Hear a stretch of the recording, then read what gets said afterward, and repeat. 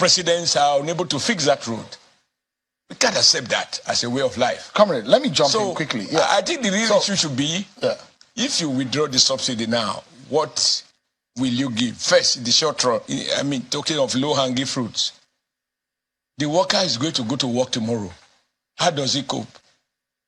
It's a practical question. Yeah. So, and you know the reason why I'm a bit critical with you, because as a two-term governor, you know, policy decisions are procedural. Yeah. You think it, and you plan it, and you strategize it before even voicing it or before acting on it. And that's the reason why I'm asking that if this policy were to be executed, I mean, there should have been some plans on the ground to cushion the effect of the policy. But let me quickly take you on asking. This is on that one. Yeah. So, you see, as I advise you, Shehu, don't try to, I mean, don't tell me to go government spokesperson.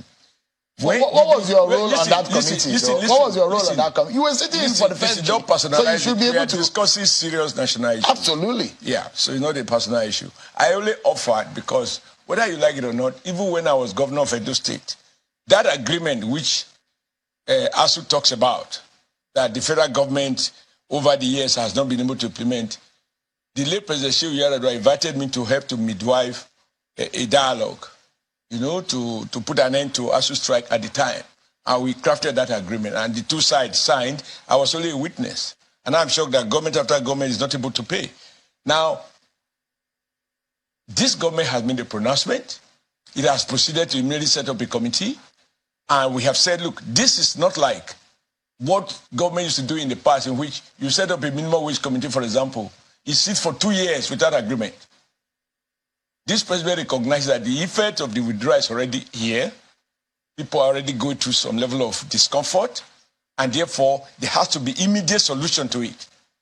Now, that immediate solution is what we're discussing. And the fact that we are meeting on Tuesday again, you know, shows that clearly we realize that this is not one of those things you want to buy time, because it has real negative impact on particularly the most vulnerable group, right? But we have solutions to it. Because you're going to make savings, so take from that savings, or even if it is, you'll be borrowing as we do. I mean, if you are spending 94% of your total revenue to service debts, what it means is that even the salary you are paying now, that you are paying from borrowed funds, it simply means that you have to borrow less.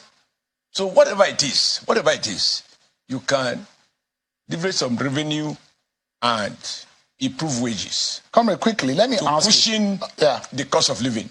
I think it's legitimate. I think it is doable. It's not something that you want to spend 2 months, 3 months negotiating. You can fix it as quickly as you can. So get the Ministry of Finance to roll out the numbers. What is our monthly wage bill? What is our annual wage bill? And Mr. Ministry of Petroleum or NNPC, how much did you say we are saving? 7 trillion. Okay, if we take 1 trillion or 2 trillion and put it in the waste sector, we'll make these people happy, we'll compensate for the high cost of living. We still have 5 trillion saved. Now, from this 5 trillion, what are my other priorities? Because government and leadership is about priorities. Talking about my experience as a governor. Okay, I have promised the Nigeria people that the child of the poor will no longer spend 5 or 6 or 7 years in university for a 4-year degree program. And the problem has been resource gap. I'm putting 1 trillion. The last time I listened to the immediate past Minister of State for Labor, he said what ASU was demanding was around 900 and something billion.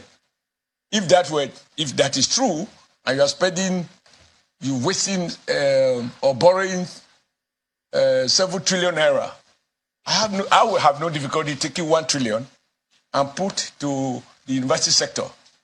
Get lecturers properly paid, get the lab properly equipped, get lecture rooms renovated, and ensure that our young ones are taught in a conducive environment. So that although you have this, you will have to pay a little more here. We are taking measures first to cushion cost of living. You're also addressing one of those things that in a way is creating a two Nigeria where only the children of the rich, you know, have their academic calendar uninterrupted, and the children of the poor have had to spend endless years pursuing 2, 3, 4 more years for Comrade, a degree that you... So quickly, I have a few questions that I'd like you to help us tackle quickly. How soon can we have a wage review? I think the thinking, now I have to use the word the thinking because I'm just from the meeting and I'm coming here because I have to obey you. Now, I have not had you are the privilege. obedient? I am obedient, but I mean obedient in the true sense of the word. Okay. Not ill-conceived, ill-thought political obedience, no. Politically, I'm an agitator. I'm not obedient. Everything has to be questioned and interrogated. Not to political opportunism, no. Lord, don't take me to the realm of politics. Elections are over. Now, this is the time for governance. I see that your content has changed as soon as I asked you that question. No, because don't let me take you there. No, so let's go to let the me answer your question. Yeah. Now, because of our time. From the negotiation table, I am here. I have not had the opportunity to join my other colleagues to report back to Mr. President the outcome of today's meeting. But the general thinking of the panel, which the President has put in place, and flowing from our understanding of the President's commitment to address the social purpose of government, is that he is willing, and he has said so, that he will review the minimum wage. And the time to do it is now. I think that Nigerians should expect, I hope, that within the week, the committee should be in place. The Minimum Wage Act also provides for the composition of the committee that reviews minimum wage. So that can be put in place within a week and given limited time within which to reach an agreement that is implementable. All right. So let me, because I know that sometimes if you do that, by your next payday,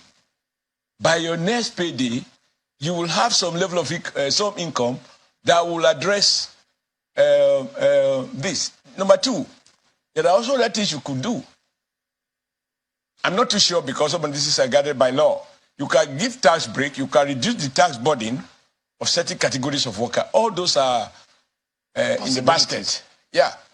Because there are many ways to increase a man's take-home pay. Because the difference between gross wage and net oftentimes is taxes. So if you are paying 20% of your salary as tax, and I reduce that to 15%, or I reduce it to 10%, I would have given you more money without decreasing your salary. There are many ways. If there is will, there will always be a way. Right. But the point to make sure is that labor is right to demand appropriate compensation relative to the high cost of living arising from the withdrawal of subsidy. Government, in responding, must respond timeously. And in doing so, it must run the numbers and ensure that once it puts pen to paper to say, I agree, at the end of the month, the money is paid. We must put an end to signing agreement in the morning and coming in the evening to tell stories that the economy cannot sustain it. No. And incidentally, our president is a man of figures.